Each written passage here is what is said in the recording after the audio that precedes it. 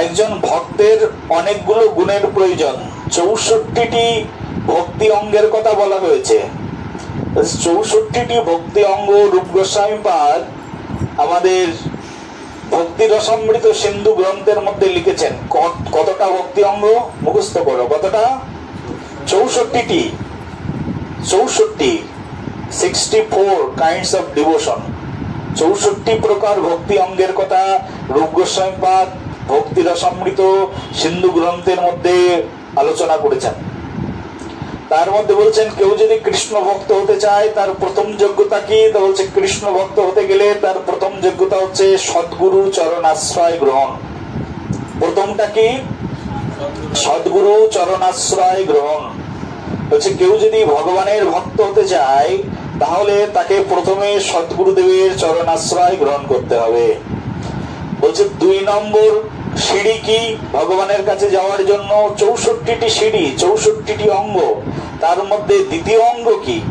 বলছে প্রথমটা সদ্গুরুদেবের চরণাশ্রয়, আর দ্বিতীয় অঙ্গ হচ্ছে শ্রী গুরুদেবের কাছ থেকে দীক্ষা গ্রহণ। তাহলে কি বললাম? চরণাশ্রয়, তারপরে দ্বিতীয়টি হচ্ছে দীক্ষা গ্রহণ। চরণাশ্রয় কাকে বলে আর দীক্ষা গ্রহণ কাকে বলে? চরণাশ্রয় হচ্ছে যখনই সদ্গুরুদেবকে আমি জেনে যাব, সদ্গুরুদেবকে যখনই পেয়ে যাব, তার চরণে মন প্রাণ উৎসর্গ করে দেব। হে গুরুদেব, আপনাকে আমাকে দীক্ষা দিতেই হবে, কারণ আপনার চরণে আমি আত্মসমর্পণ করেছি। গুরুদেব হয়তো বা দীক্ষা দিতে চাইবেন না, কিন্তু শিষ্য গুরুদেবের চরণে আশ্রিত আছে, গুরুদেবের চরণে মন প্রাণ সঁপে দিয়েছে। অনেক সময় অনেক গুরুদেব আছে শিষ্যকে দীক্ষা দিতে চান না। গুরুদেব অনেক সময় শিষ্যকে পরীক্ষা করে নেন, এরকম হতে পারে। আমরা লোকনাথ গোস্বামী পাদ নরোত্তম দাস ঠাকুর মহাশয়ের জীবনী থেকে জানি নরোত্তম দাস ঠাকুরকে দীক্ষা দেবেনই না। গুরুদেবের মলমূত্র পরিত্যাগ করেন, প্রতিদিন গিয়ে মলমূত্র সাফ করেন। গুরুদেবের অজান্তে গিয়ে প্রতিদিন রাস্তা ঝাড়ু দিয়ে রাখেন। গুরুদেব মনে মনে ভাবছেন, কে প্রতিদিন আমার এই রাস্তা ঝাড়ু দিয়ে রাখে? আমি আজকে দেখব কে এই কাজগুলো করে যায়। যে পর্ণকুটিরে থাকেন, সকালবেলায় উঠে দেখেন চারিদিকে পর্ণকুটির একেবারে চারিদিকে নিট অ্যান্ড ক্লিন, কে করে রেখেছে এরকম? একদিন তিনি হাতে নাতে ধরবার জন্য রাতের বেলায় জেগে থাকলেন। কে রাতের বেলায় এসে আমার সেবা করে আমি দেখব। গুরুদেব দেখলেন যে শিষ্যকে আমি প্রত্যাখ্যান করেছিলাম, আমি বলেছিলাম যে তোমাকে দীক্ষা দেব না, সেই শিষ্য এসে প্রতিদিন এসে আমার ঘরটা পরিষ্কার করে দেয়, আমার রাস্তাটা ঝাড়ু লাগিয়ে দেয়, যেখানে মলমূত্র পরিত্যাগ করি সেই মলমূত্র অন্য স্থানে সরিয়ে রাখে। এইভাবে প্রতিদিন এসে আমার সেবা করে যাচ্ছে।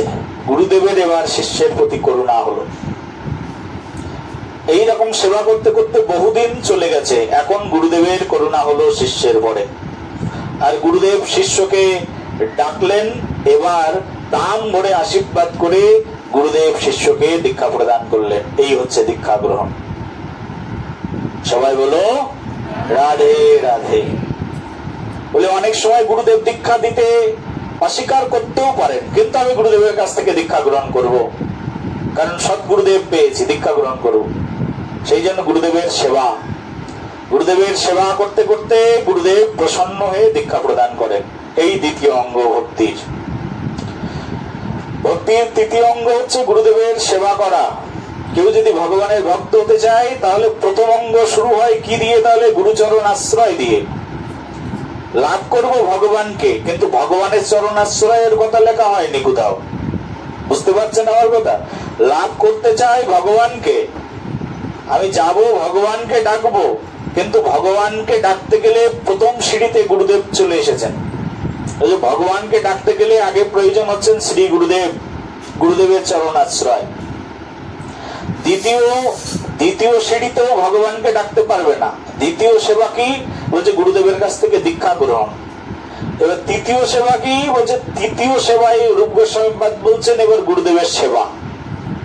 ভগবানের সেবা কবে করবো? তাহলে তো গুরুদেবের সেবাই 3 নম্বর সিঁড়িতে চলে গেলাম। গুরুদেবের সেবা।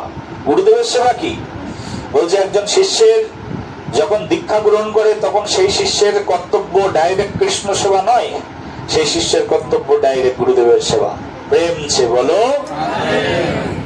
দীক্ষা গ্রহণ করার পরে সেই শিষ্যের কর্তব্য কি? বলছে গুরুদেবের সেবা। সেটা কি?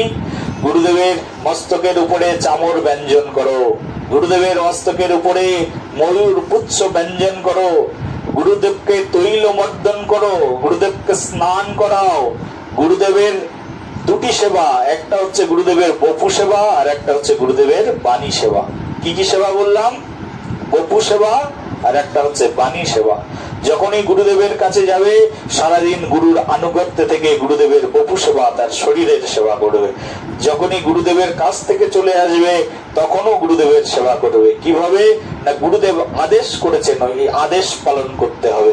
এটা হচ্ছে গুরুদেবের বাণী সেবা। গুরুদেবের দুটি সেবাই খুব গুরুত্বপূর্ণ। দীক্ষার পরে শিষ্যের কর্তব্য হচ্ছে গুরুদেবের এই সেবা করা। চতুর্থ স্টেপে গিয়ে রূপ গোস্বামী পাদ বলছেন গুরুদেবের সেবা করা তৃতীয় স্টেপ। বলছেন চতুর্থ ভক্তি অঙ্গ, সেটা হচ্ছে গুরুদেবের নিকট সদ্ধর্ম শিক্ষা অনুসন্ধান করা। 4 নম্বর সিঁড়িতে বলছেন দীক্ষা গ্রহণ করেছো, গুরুদেবের সেবাও করেছো বা গুরুদেবের সেবা করছো। গুরুদেবের সেবা তো শেষ হয় না। যতদিন গুরুদেব ধরিত্রীর বুকে আছেন ততদিন গুরুদেবের বপু সেবা। গুরুদেব যদি অপ্রকাট হয়ে পরমধাম চলে যান তাহলে গুরুদেবের বাণী সেবা। গুরুদেবের সেবা জীবনের শেষ অবধি পর্যন্ত চলতে থাকে। বলছে 4 নম্বর যে সিঁড়ি, সেই 4 নম্বর সিঁড়িতে গিয়ে গুরুদেবের কাছে বসতে হবে। এবার গুরুদেবের কাছে বসে এবার শাস্ত্র শিক্ষা গ্রহণ করতে হবে। ভক্তি কোথায়? ভক্তি তো পরে। বলে 4 নম্বর সিঁড়িতে এসে গুরুদেবের কাছে বসে শাস্ত্র শিক্ষা গ্রহণ। গুরুদেবের কাছে বসবে আর গুরুদেবের কাছে বসেই শাস্ত্র শিখবে। গুরুদেবের কাছে বসে বসে এই জগতের মূল্যবান যে গ্রন্থরাজি আছে সেগুলো শিক্ষা গ্রহণ করবে। এই হচ্ছে রূপ গোস্বামী পাদের শিক্ষা। অনেকে মনে করেন বইপত্র পড়ার কি দরকার, এমনিতেই তো গুরুদেব দীক্ষা দিয়েছেন, বীজ বপন করে দিয়েছেন, মানে আমি বিশাল বড় ভক্ত হয়ে যাব। না, গুরুদেবের কাছে কি রূপ গোস্বামী পাদের সিদ্ধান্ত, ভক্তি শাস্ত্রের স্নাত সিদ্ধান্ত। দীক্ষা গ্রহণের পরে এবার শিষ্যের কর্তব্য হচ্ছে গুরুদেবের কাছে বসে শাস্ত্র গ্রন্থ শেখা। গুরুদেব তার শিষ্যকে নিজের সেবায় লাগাবেন না, গুরুদেব তার শিষ্যকে কৃষ্ণ সেবায় লাগাবেন। আর কৃষ্ণ সেবায় লাগবার জন্য কৃষ্ণের কথা শুনতে হবে। কৃষ্ণের সেবায় যাওয়ার জন্য কৃষ্ণের গ্রন্থরাজি অধ্যয়ন করতে হবে। ভগবান শ্রীকৃষ্ণচন্দ্রের সেই গ্রন্থরাজি সেটা গুরুদেবের কাছে বসেই শিখতে হবে। এই হচ্ছে চতুর্থ সিদ্ধান্ত। এবার বলছেন পঞ্চম সিদ্ধান্ত কি? বলছে শুদ্ধ ভগবত ভক্তের পথ অনুগমন। ভালো করে শুনবে, বলো রাধে রাধে, প্রেম সে বলো। খুবই গুরুত্বপূর্ণ বিষয়। গুরুদেবের কাছ থেকে শিক্ষা গ্রহণ করলাম, শাস্ত্র শিখলাম। শাস্ত্র শেখার পরে পঞ্চম অঙ্গ কি? বলছে পঞ্চম অঙ্গ হচ্ছে ভক্তির, সেটা হচ্ছে শুদ্ধ ভক্তের পথ অনুগমন। তার মানে মহাত্মা মহাজন গতস্য পন্থা। তার মানে যে পথ দিয়ে মহাত্মাগণ গমন করেছেন সেই পথে আমাকে যেতে হবে। এটাকে বলে মহাজন অনুগমন। মহাজনের পথকে অনুসরণ করা। এই মহাজন কারা, কাদেরকে মহাজন বলে এটা জানবো কি করে? বলে এটা জানবার জন্যই তো এই চতুর্থ স্টেপ। চতুর্থ স্টেপে কি? দীক্ষা গ্রহণের পরে গুরুদেবের কাছে বসে শাস্ত্র অধ্যয়ন। যখনই গুরুদেবের কাছে বসে শাস্ত্র অধ্যয়ন করবো তখন গুরুদেব আমাকে জানিয়ে দেবেন এই জগতে মহাত্মা কাদেরকে বলে। সেই মহাত্মাদের পথ অনুগমন করতে হবে। আর মহাত্মাদের পথ অনুগমন করার শিক্ষা শ্রী গুরুদেব আমাদেরকে শাস্ত্রের মাধ্যম দিয়ে জানিয়ে দেন। এই শুদ্ধ ভক্তের পথ, সেই পথকে অঙ্গীকার করতে হবে। বাংলায় একটা কবিতা পড়েছিলাম আমরা ছোটবেলায়।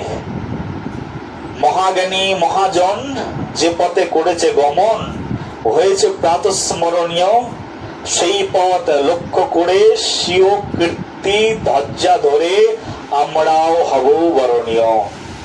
যে পথে মহাজনগণ গেছেন, মহাজ্ঞানী যে পথ দিয়ে গমন করেছেন, একজন কৃষ্ণ ভক্তের কর্তব্য হচ্ছে সেই পথ দিয়ে গমন করা। প্রেমছে বলো, বলো সবে। ঝিমানো বৃন্দাবন নয়, সতেজ বৃন্দাবনের মতো বলো, বলো সবে রাধে রাধে। দুহাত তুলে বলো। কখনো কখনো এরকম হয় না, বৃন্দাবনে এসে পৌঁছেছি, কিন্তু কলকাতা থেকে বৃন্দাবন অনেকটা দূর, তো ট্রেনের মধ্যে ওই উদয় আভা তুফান এক্সপ্রেস ছিল আগে, আমরা যেতাম, এখন ওটা বন্ধ হয়ে গেছে। এটা যদি বলে 24 ঘন্টায় বৃন্দাবনে গিয়ে পৌঁছাবো, তাই 28 ঘন্টা লাগিয়ে দিত।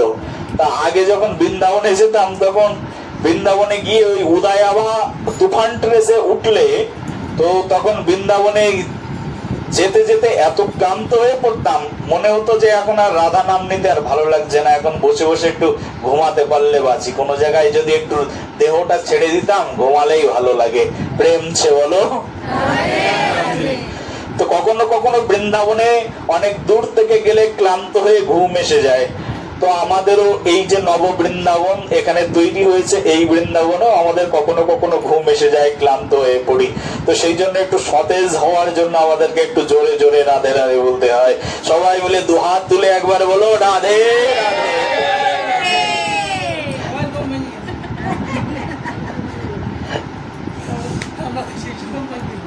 बोलो वृंदावन धाम की, वृंदावनेश्वरी श्रीमती राधा रानी की, श्याम सुंदर कन्हैया लाल की, गिरिधारी गोपाल की, परम दयाल श्री श्री 108 प्राण कृष्णदास बाबाजी महाराज की।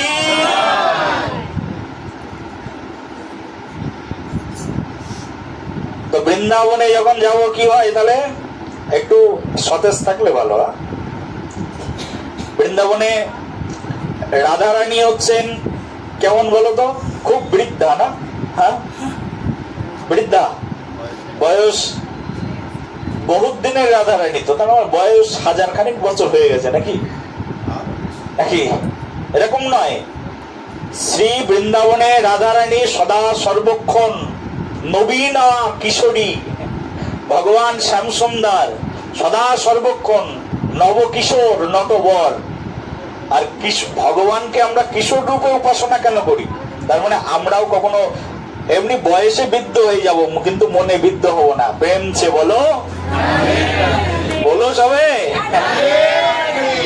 বয়সে বৃদ্ধ হয়ে যাব, দাঁত পড়ে যাবে, চুল পেকে যাবে, চলতে পারবো না। দেখবে বৃন্দাবনে গেলে আমার গুরুদেবকে দেখবে, বয়স হয়ে গেছে 111 বছর।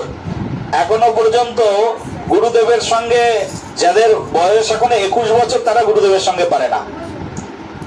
গুরুদেবের বয়স 111 বছর, কিন্তু গুরুদেব সবার আগে ঘুম থেকে উঠে যায়, সবার আগে তার স্নান শেষ হয়ে যায়। একই নিয়ম চলছে দীর্ঘ জীবন ধরে। সবার আগে গুরুদেব উঠে একেবারে রাধা বিনোদ মন্দিরের সামনে মঙ্গল আরতি শুরু। রাধাকুণ্ডের প্রত্যেকটি মন্দিরে আমার গুরুদেব এখনো পর্যন্ত এই বয়সে কোনোদিন মঙ্গল আরতি মিস নেই, প্রতিদিন যাবেন, প্রত্যেকটা মন্দিরে গিয়ে মঙ্গল আরতি দর্শন করবেন। বয়স কত বলো? হ্যাঁ, 111, কিন্তু তার মনের বয়স হচ্ছে ওই রকম 11 বছরের মতো। মনে করো মনের বয়স 11 বছর, কিন্তু দেহের বয়স কত হয়েছে? 111। 11 বছরের বাচ্চা না হলে এরকম পারে কেউ? প্রতিদিন সকাল থেকে শুরু একেবারে পরিক্রমা রাধাকুণ্ডে, প্রতিদিন সকালে পরিক্রমা, আবার সন্ধ্যায় পরিক্রমা। আর যতদিন সুস্থ ছিলেন গুরুদেব, অখণ্ড 70 বছর, অখণ্ড 70 বছর গিরিরাজ পরিক্রমা, কোনোদিন মিস করেননি গিরিরাজ গোবর্ধনের পরিক্রমা। সেই জন্য আমরা ভগবান শ্রীকৃষ্ণের কিশোর রূপের উপাসনা করি। সতেজ রূপের উপাসনা করি, রাধা রানীর সতেজ রূপের উপাসনা করি। বয়স হতে পারে, আমাদের দেহের বয়স অনেক হতে পারে, কিন্তু মনের বয়স সবসময় কেমন থাকবে? নবীন কিশোরী, নবীন কিশোরের মতো। একবার সবাই বলো, প্রেম সে বলো, আরে কিশোরদের মতো বলো, রাধে রাধে বলো সবে, রাধে রাধে। এবার মনে হচ্ছে সবাই কিশোর আর কিশোরীতে পরিণত হয়েছে। সবাই ভাবছিল বয়স হয়ে গেছে, হাঁটুতে ব্যথা, মাজায় ব্যথা, মনে ব্যথা, কত জায়গায় ব্যথা। কিন্তু মনে মনে ভাবো, আমার কোনো ব্যথা নেই, আমার কোনো অনুভব নেই, আমি বৃন্দাবনের নবীন ও কিশোরী আর কিশোরীর সেবায় যুক্ত হয়েছি। এই ভাবনা করো। ভাবনাটাই হচ্ছে আমাদের আসল, আর এই ভাবনাটাই আমাদেরকে উন্নতির উচ্চ শিখরে নিয়ে যেতে পারে। আমাদের ভজনটা হচ্ছে ভাবনা প্রধান। ভজনটা কি প্রধান? ভাবনা প্রধান। ভাবনার উপরেই আমাদের এই ভজন নির্ভর করে। ভজনটা নির্ভর করে হচ্ছে ভাবনার উপরে। সেই জন্য এই যে আমাদের যে ভজনঙ্গ দেওয়া হয়েছে, গৌড়ীয় ভক্তদের ভজনঙ্গ বলছে লীলা স্মরণ। স্মরণ কি করে করবো? এই বসে বাবাজি করছে তো, ভজন স্মরণাঙ্গ। ভজন কি করে করবো বলছে, লীলা স্মরণ কি করে করবো। তা লীলা স্মরণ করবার জন্য আমাদের প্রথম যেটি ভাবনা প্রয়োজন, সেটি হচ্ছে ভগবানকে ভজন করবার জন্য প্রথম যে ভাবনা প্রয়োজন, সেটা হচ্ছে আমাকে বয়স হয়তো 80 বছর হয়েছে, কিন্তু আমাকে ভাবতে আমি 11 বছরের কিশোর, আমি মঞ্জুরি। ভাবনাটা হচ্ছে এইরকম। এই ভাবনাটা দেওয়ার কারণ কি? তা ভাবনাটাই আমাদেরকে প্রাগাঢ় রূপে ভগবান শ্যামসুন্দর শ্রীমতী রাধারানী কিশোরীজির চরণে আমাদেরকে একেবারে কঠিন ভাবে, একেবারে নিবিড় ভাবে সম্পর্ক স্থাপন করিয়ে দেয়। আর সম্পর্কটা স্থাপন হয় মনের উপরে ডিপেন্ড করে, দেহের উপরে ডিপেন্ড করে কখনো কিন্তু কোনো সম্পর্ক তৈরি হয় না। হয় কি? দেহে কি সম্পর্ক তৈরি হয় না মনে সম্পর্ক তৈরি হয়? বলুন। হ্যাঁ, সম্পর্ক তো তৈরি হয় মনে। কেউ আমাকে গুরুদেব মানছে, দেহে মানছে না মনে মানছে? মনে মানছে, গুরুদেব, গুরুদেবকে প্রণাম। কেউ আমাকে ভাই মানছে, ভাই, এই এটা কিসে মানছে? মনে মানছে। কেউ আমাকে ঠাকুর দাদা মানছে, কিসে মানছে? মনে মানছে। কেউ আমাকে জ্যাঠামশাই মানছে, কিসে মানছে? মনে মানছে। কেউ আমাকে নিজের ছেলে মানছে, কিসে মানছে? মনে মানছে। আমাদের ভাবনাটা, সেই জন্য ভজনটা মনের উপরে হয়। সেই জন্য মনটাকে তৈরি করবার জন্য আমাদের সাধনাটা তৈরি হয় মনের উপরে ডিপেন্ড করে। তো সেই জন্য দেখুন, আমাদের এই মনটাকে অনুগমন করাতে হবে। কার বলছে মনকে অনুগমন করাও? কার বলছে? শুদ্ধ ভগবত ভক্তের পথ অনুগমন করো। যারা এই জগতের শুদ্ধ ভক্ত আছে তাদের পথ অনুগমন করো। এই হচ্ছে ভগবত ভজনের 5 নম্বর সিঁড়ি। প্রথম সিঁড়িতে বলছে ভগবত ভজনের প্রথম যে অঙ্গ, সেই প্রথম অঙ্গে বলছে সদ্গুরুদেবের চরণাশ্রয়। আবার মুখস্থ করুন, প্রথম অঙ্গ কি? সদ্গুরুদেবের চরণাশ্রয়। দ্বিতীয় অঙ্গ বলছেন শ্রী গুরুদেবের কাছ থেকে দীক্ষা গ্রহণ। তৃতীয় অঙ্গ হচ্ছে গুরুদেবের সেবা করা। চতুর্থ অঙ্গ হচ্ছে গুরুদেবের নিকটে সদ্ধর্ম শিক্ষা। আর পঞ্চম অঙ্গ হচ্ছে শুদ্ধ ভগবত ভক্তের পথ অনুগমন করা। শুদ্ধ ভগবত ভক্ত যারা আছে তাদের পথ অনুগমন করা, এই হচ্ছে পঞ্চম পদ্ধতি। এইবার এই 5 নম্বর সিঁড়ি চলে গেলে তারপরে আসে শ্রীকৃষ্ণের বিতত্বে নিজের ভোগ ত্যাগের জন্য প্রস্তুত হয়ে যাওয়া। এই 5টি যে সিঁড়ি, এই 5টি সিঁড়ি কিন্তু গুরু আনুগত্যে। ভগবানের কাছে যাওয়ার জন্য 5টা সিঁড়ি যে উঠতে হবে। 64টা সিঁড়ি বললাম না? কটা অঙ্গ ভগবানের কাছে যাওয়ার জন্য? 64টি। 64টি অঙ্গের মধ্যে 5টি যে অঙ্গ, তার মানে প্রথম ফাউন্ডেশন যে অঙ্গ, সেই ফাউন্ডেশন 5টি অঙ্গ শ্রী গুরুদেবের আনুগত্যে। এই শ্রী গুরুদেবের আনুগত্যে 5টি অঙ্গ। তারপরে এবার শ্রী গুরুদেব এই ভক্তকে শিক্ষা দিয়ে ভগবান শ্রীকৃষ্ণের চরণে সমর্পণ করে দেয়। তারপর থেকে কৃষ্ণের চরণের ভক্তি শুরু হয়ে যায়। এই যে ভক্তি, এই ভক্তি লাভ করবার জন্য আগে যেটি প্রয়োজন সেটি হচ্ছে সরলতা। একজন মানুষ যতক্ষণ সরল না হবে ততক্ষণ পর্যন্ত শ্রী গুরুদেব তাকে তৈরি করতে পারবে না। মনে করুন একটা মাটি রয়েছে, আর সেই মাটিটা এতটাই শক্ত যে সেই মাটি দিয়ে একটা মূর্তি গঠন করা সম্ভব নয়। মাটির জীবনের সার্থকতা তখন যখন সেই মাটিটি একটি প্রতিমাতে পরিণত হয়ে যায়। কিন্তু মাটি যদি প্রতিমায় পরিণত করতে হয়, মাটিকে আগে কি করতে হবে বলুন? মাটিটাকে আগে কাদায় রূপান্তরিত করতে হবে। কিন্তু কিছু মাটি আছে এমন ঝিল মাটি যেটা কখনো কোনোদিনের জন্য কাদায় পরিণত হবে না। তাহলে সেই মাটি কি কখনো মূর্তিতে পরিণত হবে? যতক্ষণ পর্যন্ত না ওই মাটি মূর্তিতে পরিণত হচ্ছে, ততক্ষণ পর্যন্ত ওই মাটি পূজা লাভের যোগ্যতা হারিয়ে ফেলছে, পূজা লাভের কোন যোগ্যতা অর্জিত করতে পারছে না, অর্জন করতে পারছে না। মাটিকে প্রথমে কাদায় রূপান্তরিত হলে, কোনো মাটি যদি কাদা হয়ে যায়, কাদাটাকে তুমি ইচ্ছা করলে সুন্দর একটা প্রতিমার রূপ দিতে পারো, কিন্তু মাটি যদি কাদায় পরিণত না হয় তাহলে সেটাকে কি করে প্রতিমায় রূপ দেওয়া যাবে? প্রেম ছে বলো, জোরে বলো। বলি আমি ভগবানের ভক্ত হতে চাই। তো তুমি ভগবানের ভক্ত যদি হতে চাও তাহলে তো প্রথমে তোমাকে কাদা হতে হবে, তার মানে সরল হতে হবে। যদি তুমি প্রথমেই গরল হয়ে বসে থাকো তাহলে গুরুদেব তোমাকে কি করে ভগবানের সেবায় লাগিয়ে দেবেন? প্রেম ছে বলো। একটা প্রতিমা গঠন করবার যেমন নরম কাদার প্রয়োজন, একটা মানুষকে এক সৎ শিষ্য তৈরি করবার জন্য তার সরলতার প্রয়োজন। শিষ্য দেখা যাচ্ছে গুরুদেবের উপরেই বুঝে গেছে, তাহলে ওই শিষ্যকে কি করে প্রস্তুত করে ভগবান চরণে অর্পণ করা যায়? শিষ্য যদি কখনো গুরুদেবের উপরে বুঝে যায়, গুরুদেব আপনি কি জানেন? আপনি তো এত পড়াশোনা করেননি, আপনার শাস্ত্র সম্পর্কে এত জ্ঞান নেই, কিন্তু আমি পিএইচডি করেছি, ডাক্তারি পড়েছি, আমার অনেক জ্ঞান আছে। এই যে নিজেকে যখনই পণ্ডিত মনে করবে, যখন নিজে কমপ্লেক্স হয়ে যাবে, কুটিল হয়ে যাবে, তখন তুমি আর কখনো কোনোদিনের জন্য কৃষ্ণ সেবায় লাগতে পারবে না। কৃষ্ণ সেবায় লাগবার জন্য প্রথম যেটি প্রয়োজন, প্রথম যোগ্যতা যেটি প্রয়োজন, সেটি হচ্ছে সরলতা। একজন সরল ব্যক্তি শুধুমাত্র কৃষ্ণকে লাভ করতে পারে। যেন আমাদের পুরী ধামে একজন ভক্ত ছিলেন, নাম হচ্ছে দাসিয়া বাউড়ি। কি নাম বললাম? দাসিয়া বাউড়ি। এই দাসিয়া বাউড়ি তিনি সংসারের মধ্যেই ছিলেন। এখানে যারা আছি আমরা সবাই সংসারী জীব। তো এই দাসিয়া বাউড়ি সংসারের মধ্যেই ছিলেন। সংসারের মধ্যে থেকে দাসিয়া বাউড়ি প্রতিদিন ভাবতেন যে আমার জীবনের উদ্দেশ্য কি। ভাবতে ভাবতে একদিন তার সাধু সঙ্গ জুটে গেল। আর সাধু সঙ্গ যখন জুটে গেল, তখন তিনি বুঝলেন যে আমাকে দীক্ষা নেওয়া প্রয়োজন জীবনের উদ্দেশ্য সম্পর্কে জানতে গেলে। তো তখন তিনি এক সদ্গুরুদেব পেয়ে গেলেন। সঙ্গে সঙ্গে তিনি সেই সদ্গুরুদেবের কাছ থেকে দীক্ষা গ্রহণ করলেন। এই দাসিয়া বাউড়ি সংসারের মধ্যে থেকে দীক্ষা গ্রহণ করেছেন সদ্গুরুদেবের কাছ থেকে।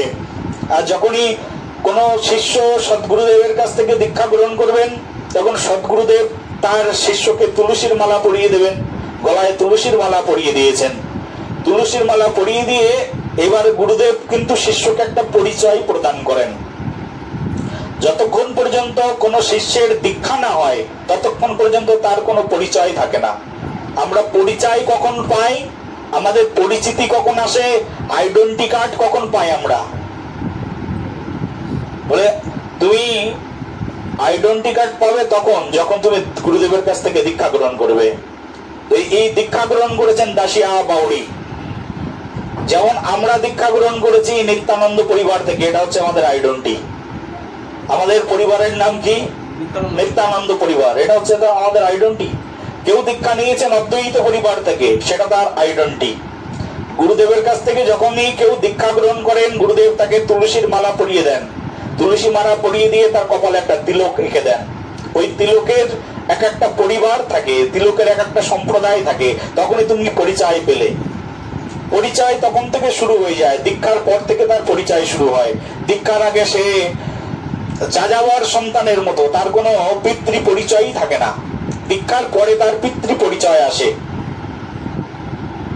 কেউ নিত্যানন্দ পরিবার থেকে দীক্ষা গ্রহণ করে, তখন তার পরিচয় হয় কি পরিচয় হয় যে তুমি নিত্যানন্দ পরিবারের শিষ্য, আর তোমার কপালের যে তিলক, এই তিলক কি তোমাকে পরিচিত করে দেবে জগতের সামনে। সেটা কি? তোমার কপালের তিলকের নাম হচ্ছে বংশীপত্র তিলক। কি তিলকের নাম বলো? বংশীপত্র তিলক। এই যে তোমার পরিচয় হয়ে গেল। কেউ অদ্বৈত পরিবারে গিয়ে দীক্ষা গ্রহণ করলো, বট পাতা তিলক কপালে অঙ্কিত করে দেয় যে আজ থেকে তোমার পরিচয় হচ্ছে তুমি অদ্বৈত পরিবারের শিষ্য, অদ্বৈত পরিবার তোমাকে আশ্রয় প্রদান করেছে। এই দীক্ষা কালে শিষ্য করে আত্মসমর্পণ, সেই কালে কৃষ্ণ তারে করে আত্মসম। চৈতন্য চরিতামৃতে কবিরাজ গোস্বামী পাদের লেখন বলছে যখনই কেউ দীক্ষা গ্রহণ করে তখনই তার এই পরিচয় তৈরি হয়ে যায়। হ্যাঁ কি না বলো? তাই তো নাকি? হ্যাঁ, কেউ গদাধর পরিবার থেকে দীক্ষা গ্রহণ করলো, তখন তার তিলক দেখেই বোঝা যাবে সে গদাধর পরিবারের শিষ্য। কেউ শ্যামানন্দ পরিবার থেকে দীক্ষা গ্রহণ করলো, তার তিলক একেবারে নুপুরের মতো, দেখলেই বোঝা যাবে শ্যামানন্দ পরিবারের শিষ্য। নরহরি পরিবার থেকে কেউ দীক্ষা গ্রহণ করলো, তার তিলক দেখলেই বোঝা যাবে তিনি নরহরি পরিবারের শিষ্য। প্রত্যেকটি পরিবারের আলাদা আলাদা পরিচয় পত্র রয়েছে। এই পরিচয় পত্র যখনই হয়ে যায় তখনই সে কৃষ্ণের আপন হয়ে যায়। তোমার কপালের দিকে তাকালেই কৃষ্ণ তোমাকে আপন করে নেবেন। তোমার কপালটা যদি শূন্য থাকে কৃষ্ণ কখনো তোমাকে কৃপা করবেন না। প্রেম ছে বলো, প্রেম ছে বলো। আর বলো তো কৃষ্ণের কৃপা ঢোকে কোন দিক দিয়ে? কপাল দিয়েই তো ঢোকে নাকি? হ্যাঁ, কপাল দেখলে তো কপালেই তো নেব। বলে কি কপাল করে এসেছি, বাসি কপাল, যে এই কপালে আবার কিছুই জুটলো না। তো কপালটাই তো আসল। কপালে তিলক পরার উদ্দেশ্য কি? কপালে তিলক পরার উদ্দেশ্য হচ্ছে, তিলক বললাম এই যে তিলকে দাগ দিয়ে দিলাম, উদ্র পন্ড্র তিলকম, তার মানে দরজা খুলে দিলাম, কপালের দরজা। হে ভগবান তোমার কৃপা, এই দরজা দিয়ে চলে যাও। কেশবায় নমঃ, এই কেশবায় নমঃ, হে কেশব আমি তোমাকে প্রতিস্থাপন করলাম কপালে। এইবার সৌভাগ্য আসবে কপাল দিয়ে তোমার। তুমি যখন ভগবানের কাছে যাবে, মন মন তোমার ভগবানের চরণে যাক আর না যাক, কি আগে যায়? কোনটা আগে নত করতে হয় বলো? মাথা নত করতে হয় না? মাথাটা তো তুমি আর ঠেকাতে পারো না ভগবানের চরণ ধুলিতে। ঠেকে কোনটা গিয়ে? কপালটাই তো ঠেকে। তাহলে কৃপাটা কি দিয়ে নাও বলো? কি দিয়ে নিই আমরা কৃপাটা? কপাল দিয়ে তো। আরে বুঝতে পারছো কিনা? বুঝতে পারলে বলো রাধে রাধে, প্রেম সে বলো। আমরা ভগবত অনুগ্রহ বা কৃপাটা কপাল দিয়ে গ্রহণ করি। যদি কারুর কপাল শূন্য থাকে, কপালে তিলক নেই, সে অনন্ত জন্ম ঘুরে বেড়ালেও কোনোদিন কৃষ্ণের কৃপা লাভ করতে পারে না। বলো রাধে রাধে, প্রেম সে বলো। সেই জন্য ভাগবত আসরে আসলে তিলক পরে আসতে হয়। অন্তত কোন তীর্থস্থানে গেলে অন্তত তিলক পরে যেতে হয়। বাড়িতে পড়ি আর না পড়ি, বাড়িতে আমি একটা চরম অসুর, আমার মতো হিরণ্যকশিপু, আমার মতো এত বড় অসুর আর পৃথিবীতে নেই। রাবণের চেয়ে বড় অসুর আমি। রাবণ তো মাসে একটা করে পাঠা বলি দিয়ে খেত, আমি প্রতিদিন একটা করে খাই। আমি রাবণের চেয়ে বড় অসুর, কোনো সমস্যা নেই। কিন্তু যখনই তীর্থ ভ্রমণে যাব তখন অন্তত তিলক পরে যাওয়া উচিত। যখনই ভাগবত আসরে যাব তখন অন্তত তিলক পরে যাওয়া উচিত। কারণ ভাগবতের কৃপাটা আসবে কি করে? কপাল দিয়েই তো নেব। প্রণামটা করবো কোথায়? কপাল দিয়েই তো আস্বাদন করব। হৃদয় মন সেটা সমর্পণ করব কিভাবে? বুঝাতে পারলাম কিনা? বুঝাতে পারলে একবার বলো রাধে রাধে, বলো সবে প্রেম সে বলো। এই হচ্ছে ভগবত কৃপা, ভগবত অনুগ্রহ গ্রহণ। তো সেই জন্য আমাদের ললাটের অনেক মহিমা রয়েছে, কপালের অনেক মহিমা। তিলক ধারণ, এই দাসুয়া বাউরি গুরুদেবের কাছ থেকে যখন দীক্ষা গ্রহণ করেছেন না, দীক্ষা গ্রহণ করলে তিনি প্রথমে পেয়েছেন তুলসীর মালা। কি পেয়েছেন? আর সঙ্গে সঙ্গে পেয়েছেন একটা তিলক, সম্প্রদায়ভুক্ত তিলক। এই দাসিয়া বাউরি এই তিলক পেয়ে, তুলসীর মালা পেয়ে মনের ভিতরে ভাবান্তর হয়ে গেল, একটু জগন্নাথকে দর্শন করতে যাব। দাসিয়া বাউরি জগন্নাথকে দর্শন করবার জন্য পুরীর মন্দিরে চলে গেলেন। আর দাসিয়া বাউরি যখন পুরীর মন্দিরে জগন্নাথকে দর্শন করতে গেলেন, তখন জগন্নাথের রথযাত্রার সময় জগন্নাথ রথের উপরে উঠেছেন। আর রথের উপরে যখন ওঠেন, জগন্নাথ কৃপাময় হয়ে যায়। আর রথের উপরে যখন জগন্নাথ উঠেছেন, জগন্নাথকে দর্শন করে আনন্দে অভিভূত হয়ে গেলেন দাসিয়া বাউরি।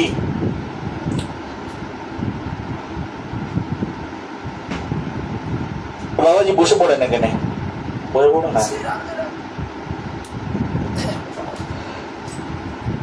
এই এদিকে ওদিকে দাঁড়াবে না, হয় বসো এখানে, তোমাদের জন্য আমার অ্যাটেনশন নষ্ট হচ্ছে। যখন দাসিয়া বাউরি ভগবানের জগন্নাথের সম্মুখে গিয়ে দাঁড়ালেন, জগন্নাথকে দর্শন করলেন, জগন্নাথকে দর্শন করে দাসিয়া বাউরির প্রথম কৃপা হলো, সেটি হচ্ছে যখন জগন্নাথকে দর্শন করলেন, অন্য ভগবানের তো চরণ দর্শন করতে হয়, কিন্তু জগন্নাথের তো চরণ নেই। আর দাসিয়া বাউরি দর্শন করবেন কি? অন্যান্য ভগবানের তো চরণ, আগে চরণ থেকে দর্শন শুরু করে তারপরে মুখমণ্ডল দর্শন করতে হয়। ভগবান শ্রীকৃষ্ণের মন্দিরে গেলে কৃষ্ণের চরণ দর্শন থেকে শুরু হয়, তারপরে আস্তে আস্তে আস্তে আস্তে ভগবানের নয়ন দর্শন। কিন্তু জগন্নাথের তো চরণ নেই, আছে কি? বড় বড় দুটো চোখ। একেবারে দাসিয়া বাউরি যেই না জগন্নাথের সম্মুখে যে পড়েছে, সঙ্গে সঙ্গে চোখের সঙ্গে চোখ মিলে গেছে। জগন্নাথের চোখ আর ওদিকে ভক্তের চোখ, ভক্তের চোখের সঙ্গে ভগবানের চোখ মিলে গেছে। আর মিলে গিয়ে এমন প্রেম তৈরি হয়েছে, সেই জগন্নাথের রূপ মাধুরী দর্শন করে সেই রূপকে একেবারে হৃদয়ের মধ্যে ঢুকিয়ে নিয়ে দাসিয়া বাউরি বাড়ি চলে এসেছে। যখন দাসিয়া বাউরি বাড়িতে চলে এসেছেন, বাড়িতে চলে আসার পরে তার স্ত্রী বলছেন, কি গো, জগন্নাথ দর্শন করে এসেছো, এখন দুটো খেয়ে নাও কিছু। এত প্রসাদ জ্ঞান এতটা স্ত্রীর মধ্যে হয়নি, ভক্ত তো হয়ে গেছে দাসিয়া বাউরি, বলছে দুটো খেয়ে নাও, ভাত সবজি বানিয়েছি, খাও দুটো। দাসিয়া বাউরি স্ত্রী দিয়েছেন সামনে, আর সামনে যখনই দিয়েছেন, ওই যে সাদা অন্ন সাজিয়ে দিয়েছেন, তার মধ্যে রান্না করেছেন পালং শাক। সেই শাক দিয়েছেন, ওই 2 টুকরো শাক, তার মানে দুটো বানিয়ে একেবারে সেই অন্নের উপরে দিয়েছেন। যেই অন্নের উপরে দিয়েছেন, সেই বলছে, আমি যে প্রভুকে পুরীর রথে দেখে আসলাম, সেই প্রভু আমার বাড়ি এসেছে। এই বলে সেই দাসিয়া বাউরি পাগলের মতো 2 হাত তুলে নাচতে শুরু করেছে, উন্মাদের মতো। জয় জগন্নাথ বলো, জয় জগন্নাথ বলো, জয় জগন্নাথ, জয় জগন্নাথ, এমন করে নৃত্য করতে শুরু করেছেন পাগলের মতো। স্ত্রী ভাবছে যে আমার স্বামী এই জগন্নাথ পুরীতে যাওয়ার পরে পাগলের মতো হয়ে গেছে, মনে হচ্ছে কেউ একে তন্ত্র মন্ত্র করেছে, সেই জন্য আমার স্বামী পাগল হয়ে গেছে। বলি, তুমি এরকম নাচছো কেন, ভাব বিহব্বল হয়ে গেছো কেন? বলছে, দেখো আমার প্রভু আমার বাড়িতে এসছেন। বলি, তোমার প্রভু কোথায়? বলি, এ তো অন্ন। বলি, না, অন্নের মধ্যে আমার প্রভু আছে। বলি, কই, কোন প্রভুকে দেখতে পাচ্ছি না। বলি, যার চোখ আছে সেই না দেখবে, প্রেমছে বলো। যার চোখ আছে সেই তো দেখতে পাবে, চোখ না দেখলে দেখবে কি করে? যার চোখ যেমন সে দেখে তেমন। একবার বলো, যার চোখের মধ্যে ভেজাল আছে সে সবার মধ্যে ভেজাল দেখে। বলে, এই সাধুটা কেমন? বলে, একটা বদমায়েশ। বলি, এটা কেমন?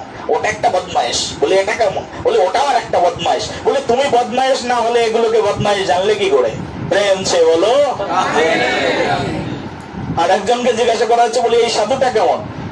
বলি, এই সাধুর মতো সাধুই হয় না, আমি তো এই পৃথিবীর সবচেয়ে বড় বদমায়েশ, আর এ তো পরম সাধু। এটা কেমন? এটাও খুব ভালো। বলি, এটাও খুব ভালো, কারণ ওর মনটাই ভালো, সেই জন্য সবার মধ্যে ভালোই দেখে যাচ্ছে। প্রেম যে বলো। যার চোখ যেমন সে দেখে তেমন।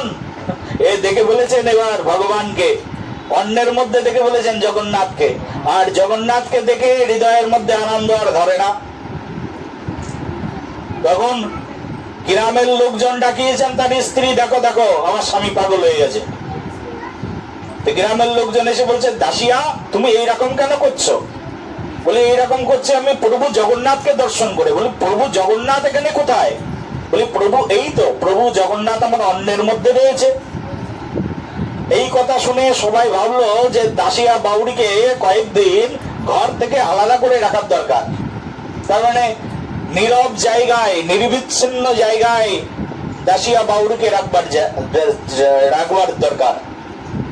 কয়েকদিন ঘর থেকে একটু দূরে একটা ছোট্ট ঘর বানিয়ে দাসিয়া বাউরিকে রেখে দিলেন। এর স্বভাবে ছিল তাঁতি মানুষ, প্রতিদিন ওই যে সুতা দিয়ে কাপড় বুনতেন। একদিন এই দাসিয়া বাউরি গেছেন ওই কাপড় চোপড় বুনে নিয়ে, ওই কাপড় নিয়ে গেছেন ওই গ্রামে গ্রামে বিক্রি করতে। গ্রামে যখন দাসিয়া বাউরি কাপড় বিক্রি করতে গেছেন, দেখে একজন মানুষ অনেকগুলো নারকেল নিয়ে যাচ্ছে। তখন সে বলছে, ভাই তোমার এই নারকেল গুলো কত মূল্য? বলছে নারকেল বিক্রি করা যাবে না। বলছে তোমার এখান থেকে একটা নারকেল আমাকে দাও, আর বিনিময়ে আমার এখান থেকে একটা কাপড় নাও। বলছে তুমি নারকেল কি করবে? বলছে আমি এই নারকেল আমি আমার প্রভু জগন্নাথের জন্য পাঠিয়ে দেবো। বলে তুমি নারকেল পাঠাবে জগন্নাথের জন্য, কিন্তু একটা কাপড়ে তো হবে না। তোমার এই পেটির মধ্যে যতগুলো কাপড় আছে সবগুলো যদি দিয়ে দাও তাহলে আমি তোমাকে একটা নারকেল দিতে পারি। এই কথা শুনে বলছে ঠিক আছে তুমি নাও, আমার যত কাপড় আছে সবগুলো তুমি নাও, কিন্তু বিনিময়ে একটা নারকেল অন্তত আমাকে দাও। ভক্ত মানে কি? সরল। এর এত বুদ্ধি সাধ্য কম আছে। বুঝতে পেরেছো কিনা? আমাদের বুদ্ধিকে এরকম, এই দাসিয়া বাউরির মতো বুদ্ধি আছে কারোর? দাসিয়া বাউরি যতগুলো কাপড় ছিল সব কাপড় দিয়ে দিয়েছেন, দিয়ে বলছে একটা নারকেল অন্তত জগন্নাথের জন্য দাও। জগন্নাথের জন্য একটা নারকেল নিয়েছেন, আর সেই নারকেলটা নিয়ে দাসিয়া বাউরি জগন্নাথের জন্য পাঠাবেন ভাবছেন। কাকে দিয়ে পাঠাবেন? হঠাৎ দেখলেন কিছু মানুষ জগন্নাথ পুরীতে যাচ্ছেন। দাসিয়া বাউরি বললেন, ভাই তোমরা কি জগন্নাথ মন্দিরে যাচ্ছ? বলি হ্যাঁ, জগন্নাথকে দর্শন করতে যাচ্ছি। তো তখন দাসিয়া বলছে, জগন্নাথকে যখন দর্শন করতে যাচ্ছ, দেখো আমি খুব কষ্ট করে আমার অনেক পরিশ্রমের বিনিময়ে দীর্ঘদিন অনেক কাপড় তৈরি করেছি, সেই কাপড়গুলো দান করে আমি একটা নারকেল কিনেছি। এই নারকেলটা নিয়ে আমার প্রভু জগন্নাথকে দেবে। এক ব্রাহ্মণের হাতে দিয়ে বলছে, ব্রাহ্মণ ঠাকুর এই নারকেলটা নিয়ে তুমি একেবারে প্রভুর মন্দিরের সামনে যাবে, আর প্রভুর মন্দিরের সামনে যেখানে গরুর স্তম্ভ আছে ওখানে দাঁড়িয়ে প্রভুকে বলবে, প্রভু তোমার ভক্ত দাসিয়া একটা নারকেল পাঠিয়েছে, আর এটা যদি প্রভু জগন্নাথ হাত পেতে তোমার কাছ থেকে নেয় তুমি দেবে, না হলে ফ্রি নিয়ে আসবে, কারণ এটা আমার কষ্টের জিনিস। যদি জগন্নাথ না নেয় তাহলে বাড়িতেই নিয়ে আসবে। প্রেম চে বলো। সরল মানুষ হলে যেমন হয়, সরলতা। ব্রাহ্মণ গেছেন সেই দাসিয়া বাউরির নারকেল নিয়ে, ব্রাহ্মণের কাজ করে আসার পথে বাড়িতে আসবেন, তখন ওই প্যাকেটের মধ্যে হাত দিয়ে দেখেন নারকেল। রে এই নারকেলটা তো জগন্নাথকে দেওয়া হয়নি। এর দাসিয়া রাস্তায় গেলেই ধরবে, আমার নারকেল দিয়েছো না দেওনি। তা একবার যেই দেখি জগন্নাথ নেয় কি নেয় না। মনের ভিতরে কৌতূহল নিয়ে সেই ব্রাহ্মণ নারকেল নিয়ে পুরীর মন্দিরে জগন্নাথের সামনে গেছেন। জগন্নাথের সামনে যাওয়ার পরে জগন্নাথকে বলছেন, জগন্নাথ তোমার ভক্ত দাসিয়া এই নারকেল পাঠিয়েছে, তুমি হাত পেতে নিয়ে নাও, না হলে আমি বাড়িতে নিয়ে যাচ্ছি। প্রেম ছে বলো। যেই না বলেছেন তোমার ভক্ত দাসিয়া এই নারকেল পাঠিয়েছেন, সঙ্গে সঙ্গে দেখছেন সেই নারকেল আর হাতের মধ্যে নেই। একেবারে সেই নারকেল একেবারে জগন্নাথের সম্মুখে চলে গেছে। এই হচ্ছে ভক্তের ভগবান। ভক্ত কেমন? বলছে হৃদয় সরল, মন্ত্রতন্ত্র জানে না। দাসিয়া বাউরি এত এত পাণ্ডিত্য নেই। আমাদের যেমন বিশাল পাণ্ডিত্য, অনেক কিছু জানি, এত কিছু জানেন না, কিন্তু জানেন একটা জিনিস, ভক্তি। ভগবানকে কি করে ভালোবাসতে হয়, প্রেম। আর এই প্রেম দিয়ে অর্পণ করেছেন একটা নারকেল, ভগবান হাত পেতে নিয়ে নিয়েছেন এই দাসিয়া বাউরির নারকেল। কতটা প্রেম থাকলে, কতটা সরলতা থাকলে ভগবান স্বয়ং ভক্তের দেওয়া দ্রব্য গ্রহণ করে, বুঝতে পারছো? এই দাসিয়া বাউরি আর একবার গেছেন জগন্নাথ মন্দিরে, প্রভু জগন্নাথের জন্য এক ঝুড়ি আম, তার মধ্যে 40টা আম নিয়েছেন। কটা আম বলো তো? 40টা আম কিনেছেন। 40টা আম কিনে নিয়ে জগন্নাথ মন্দিরে গেছেন দাসিয়া। যাওয়ার পরে জগন্নাথকে বলছেন, জগন্নাথ মন্দিরে যাওয়ার পরে পান্ডারা বলছে, এই তুমি আমের ঝুড়ি এদিকে নিয়ে এসো, আর এক পান্ডা বলছে এদিকে নিয়ে এসো। দাসিয়া বাউরি বলছে তোমাদের কারুর কাছে নিয়ে যাব না, আমি আমার ভগবানকে নিজে হাতে খাওয়াবো। বলি তোমার ভগবান তোমার হাতের জিনিস নিজে হাতে খাবে না? বলি কে বলেছে? আমি নারকেল পাঠিয়েছি, ভগবান খেয়ে নিয়েছে আমার হাতের নারকেল। আমি আম নিয়ে এসছি, খাবে না বুঝি? দেখো ভগবানকে খাওয়াচ্ছি। আর একজন পান্ডা এসে বলছে যে দাও। পান্ডারা সেই আমের ঝুড়ি নিয়ে টানাটানি শুরু করেছে। তখন দাসিয়া বাউরি একদিন ভাগবত পাঠের মধ্যে শুনেছিলেন যে জগন্নাথ মন্দিরে যদি জগন্নাথের কাছে নাও যাওয়া যায়, জগন্নাথের মন্দিরের চূড়ার দিকে তাকিয়ে নীল চক্রের দিকে কোনো কিছু অর্পণ করলে সেখান থেকেই ভগবান জগন্নাথ গ্রহণ করে নেয়। এই কথা শুনে বলছে দেখ বেটা, তোমাদের এই মারামারি আমার আর ভালো লাগছে না, আমি এই বাইরে গেলাম। বাইরে বেরিয়ে এসে চক্রের দিকে তাকালেন, মন্দিরের চূড়ার দিকে তাকালেন, আর মন্দিরের চূড়ার দিকে তাকিয়ে বলছে এ প্রভু জগন্নাথ, আমি ভাগবত পাঠের মধ্যে শুনেছি, এই যে এখন ভাগবত পাঠ চলছে এরকম, বলি ভাগবত পাঠের মধ্যে শুনেছি, পণ্ডিতদের মুখ থেকে শুনেছি তোমার ওই চক্র রূপে নাকি তুমি এখানে অবস্থান গ্রহণ করছো, ওখান থেকেই নাকি তুমি ভক্তের দেওয়া জিনিস গ্রহণ করো, দ্রব্য গ্রহণ করো। কৃপা করে আমি আম নিয়ে এসছি 40টা, কৃপা করে গ্রহণ করো বলে ঝুড়ি ধরেছেন। আর ঝুড়ি থেকে আম ফটাফট একেবারে উড়ে চলে গেল। কোথায় চলে গেল? মানুষ তো সবাই দাসিয়া বাউরিকে ভিড় করে দাঁড়ালেন, কই কই কই তোমাদের ভিতরে এত আম ছিল, কোথায় গেল? সবাই এক দৌড়ে জগন্নাথ মন্দিরের মধ্যে প্রবেশ করলেন। মন্দিরের মধ্যে প্রবেশ করে দেখে জগন্নাথ আম খেয়ে চারিদিকে আটি ছড়িয়ে রেখেছে, এদিকে আটি ওদিকে আটি, এদিকে খোসা ওদিকে খোসা, চারিদিকে ফেলে রেখেছে। জগন্নাথ প্রাণ ভরে আম গ্রহণ করেছে, বলে জগন্নাথ ভগবান কি